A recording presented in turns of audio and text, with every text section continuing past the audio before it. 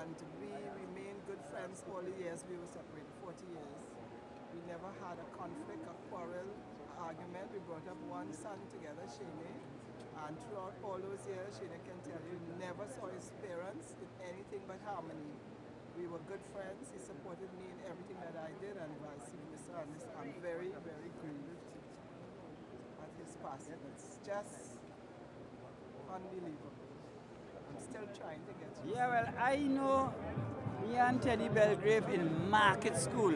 I doesn't want to say Eastern Boys, because Eastern Boys right in George Street. But you see where Southeast is?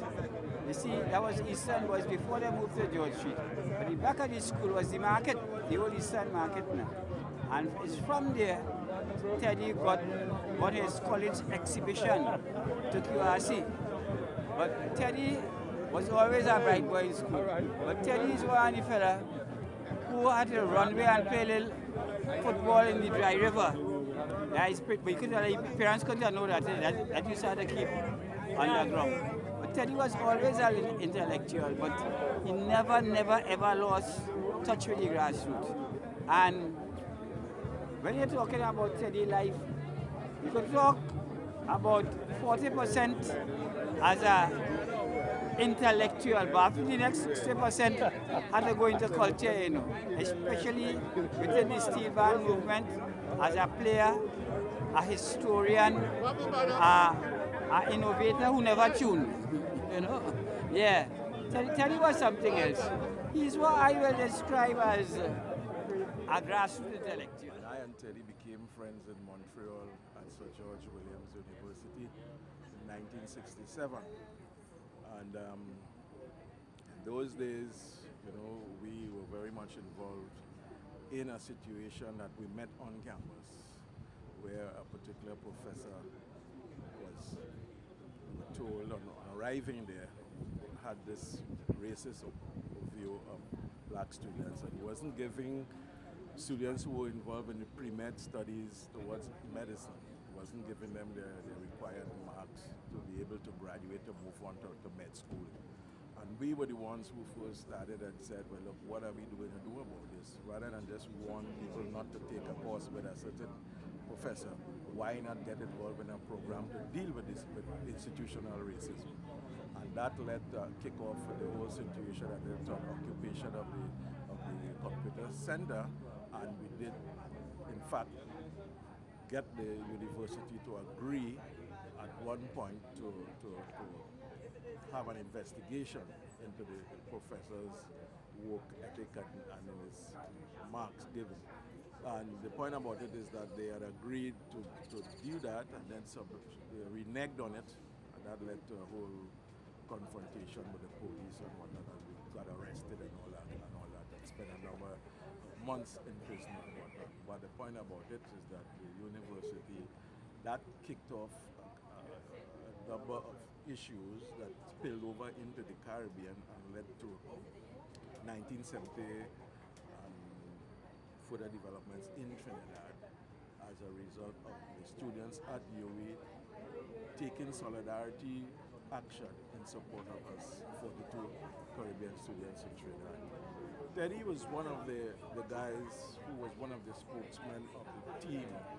We traveled throughout Canada, went to all the other universities, carried the message, dealing with the whole 1969 issue at Sir George. Teddy was one of them. Well, I knew Teddy from the time he came back from Canada. We were in NJAC together. So we worked together in the National Joint Action Committee. After that, we both parted ways with the National Joint Action Committee, and after some years, I met Teddy again in the beginning of Tutor. A little after Comfort was formed, Teddy became an activist. We both worked in the Port of Spain area. Both of us were chairmen at different periods, and Teddy was very instrumental in some of the ideas I had. We shared ideas, but he was a fantastic person in terms of his love. Teddy embedded certain principles in Birdsong which have stood the test of time and which we have to revisit from time to time to ensure that we keep faith with what we set out to do as youths. that is to keep pushing the envelope, Stephen, because it's really an incomplete instrument.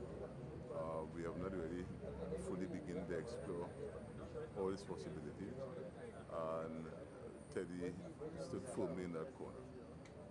With the limited resources we have, I think the other critical thing that he embedded in us is one, self-reliance. I mean, the thing that we went on the road 3 months after we launched the band as non-players, whatever, without a stand, without pans, without wherever. And there was never any doubt that we could do it ourselves. The slogan that he coined for the first year was "Birdsong Never Fail." And the second year it was Birdsong 40 tenors or something like that. And that has always been the spirit that has imbued Birdsong. You don't have the resources, you have the vision, and you go after it. So we'd be forever grateful to him for laying that bedrock on which we continue to. I don't go back a long time.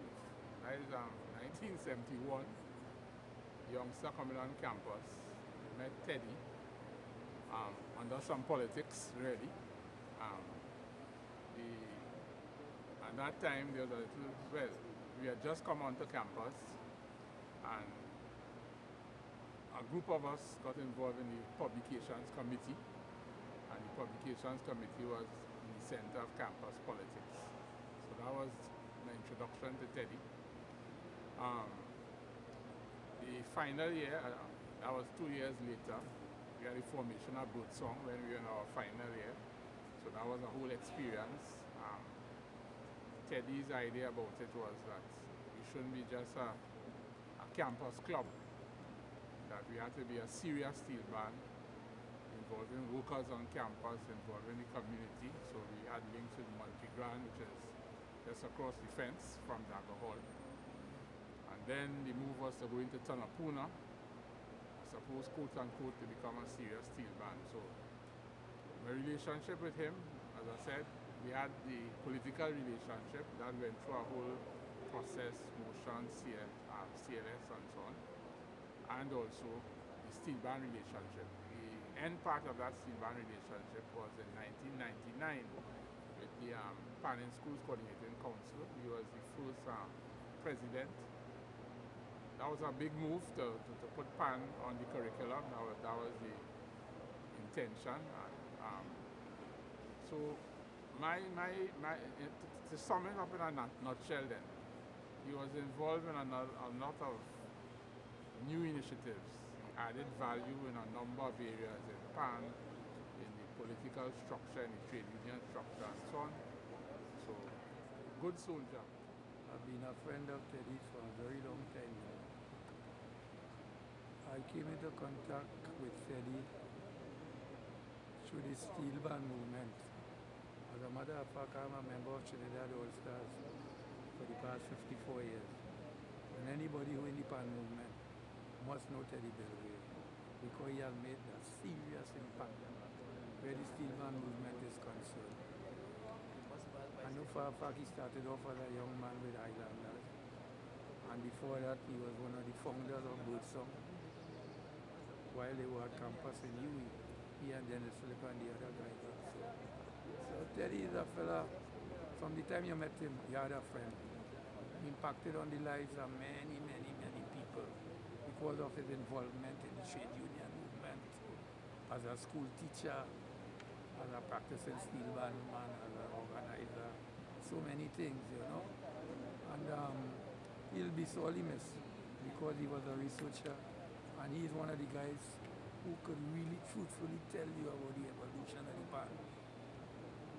Off the bat, Teddy Belgrave could stand up and tell anyone how real this great steel band movement started, where it came from, and where it is presently. Teddy Belgrave, till we started in, the relationship started on campus in 1970, when we all met in, what brought us together was the common cause we shared, to fight for the freedom of social justice and freedom for the people of Trinidad and Tobago. And that relationship continued throughout our relationship together. Teddy was always a genuine, strong, committed and good friend, a good person, a good man. And history will always remember him for the commitment and the love he had for the people of I met Trinidad. Teddy in 1972 when I was a first year student at UWI St. Augustine. We went on to form Birdsong. Teddy formed Birdsong. He was the president, I was the secretary for some time. We were involved together in PAN, in politics. I have very fond memories. His contribution to Trinidad and Tobago, to PAN, to education was great. May he rest. What can I say about Teddy? Just a few words about Teddy. We had our differences, our serious differences, our philosophical differences. But that is not to say that he had a very serious part in my beginning, my revolutionary theory. And I think those differences helped to solidify my particular brand of the theory. Pamela De Silva. I have known Teddy Belgrave for many years, in the 70s, and I always had a great appreciation for Teddy. Teddy was like my mentor. What stood out with Teddy for me is that he was very political and always, struggling for working class, poor class. And for me, Teddy Belgrave was one of the primary researchers on steel pan, and I used him in my work and just coming to pay my respects. It's a great place. I worked with Mr. Teddy Belgrave when Planning Schools Coordinating Council just started. At that time I was their secretary and doing all their typing and all their work for them. And Mr. Belgrave and I were really good friends, and I'm just extending my Teddy when he used to come to meetings, steel band meetings and so on, right? And he was always a fellow putting forward real strong ideas, towards the pan movement. Really good. And then remember I had a fall in pan, I got sick and I had to stop. And I can never forget that time I went to Teddy and he said he was with I think through Mr. Weeks, George Weeks, and he arranged some sort of assistance to get like a monthly little grant, like $100 per month. It was plenty in those days because it's a helper to travel around and buy things, groceries and so on, because you got only public assistance. So and all far came out from, so I thank God, but I can thank God for Teddy like that. I met him just the other from Buddy Marshall after a long time because I do be up here and I don't meet him. It was so good to see him. He tell me he was doing projects and I tell him I'll contact him. I got his number and here it is now. But he was a really nice chap, a real person, always willing to see if we could help, and it was really good to know Teddy.